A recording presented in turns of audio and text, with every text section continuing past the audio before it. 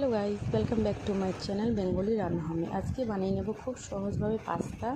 এই যে পাস্তাটা সিদ্ধ দিলাম, এখানে নিয়ে নিয়েছি দুটো পেঁয়াজ কুচি আর দুটো লঙ্কা, তার মধ্যে একটা নিয়েছি টমেটো আর একটা ডিম।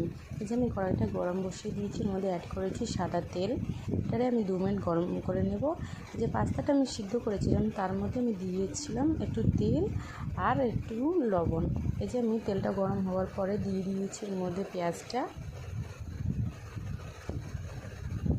দেওয়ার পরে আমি 2 মিনিট নাড়াচাড়া দিয়ে দেবো।